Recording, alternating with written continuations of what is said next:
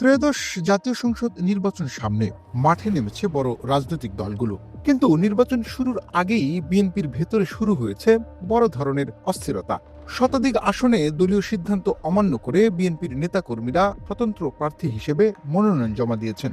প্রশ্ন উঠছে, এই বিদ্রোহ কি শুধু ব্যক্তিগত ক্ষোভ নাকি বিএনপির সাংগঠনিক সংকটের গভীর ইঙ্গিত?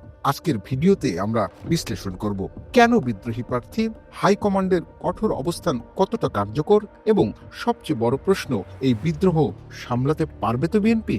রিপোর্ট বলছে দেশের প্রায় সব বিভাগেই বিএনপির বিদ্রোহী প্রার্থী আছে। এটি শুধু তৃণমূল পর্যায়ের বিদ্রোহ নয়, কেন্দ্রীয় নেতা, সাবেক এমপি, জেলা সভাপতি, এমনকি জাতীয় নির্বাহী কমিটির সদস্যরাও এই তালিকায় রয়েছেন। এই বিদ্রোহ ভালোভাবে নেয়নি বিএনপির হাইকমান্ড। ইতিমধ্যে ব্যারিস্টার রুমিন ফারহানা সহ 9 জন শীর্ষ নেতাকে দল থেকে বহিষ্কার করা হয়েছে। প্রাথমিক সদস্য পদ থেকে শুরু করে সব পর্যায়ের পদ বাতিল। বিএনপির সিনিয়র যুগ্ম মহাসচিব রুহুল কবির রিজভির সই করা বিজ্ঞপ্তিতে স্পষ্ট ভাষায় বলা হয়েছে, দলীয় সিদ্ধান্ত অমান্য করলে কঠোর সাংগঠনিক ব্যবস্থা নেওয়া হবে। রাজনৈতিক বিশ্লেষকদের মতে এই বিদ্রোহের পেছনে কয়েকটি বড় কারণ রয়েছে।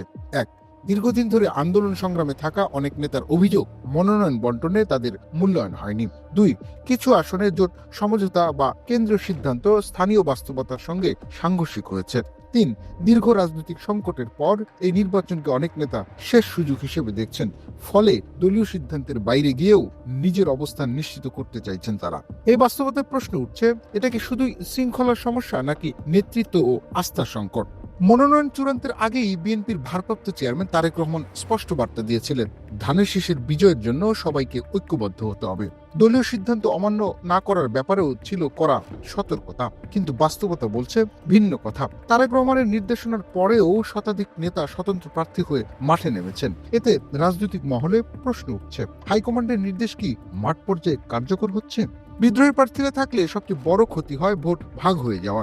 একই রাজনৈতিক ঘরানার প্রার্থীদের মধ্যে প্রতিদ্বন্দ্বিতা শেষ পর্যন্ত বিরোধীদের সুবিধা করে দেয়। বিশেষ করে প্রতিদ্বন্দ্বিতাপূর্ণ আসনগুলোতে এই বিদ্রোহ বিএনপির বিজয় সম্ভাবনা দুর্বল করতে পারে। অন্যদিকে কঠোর ব্যবস্থা নিলে দল ভাঙনের ঝুঁকি, আর নমনীয় হলে শৃঙ্খলা হারানোর আশঙ্কা, এই দুইয়ের মাঝখানে দাঁড়িয়ে বিএনপির সামনে এখন কঠিন সমীকরণ।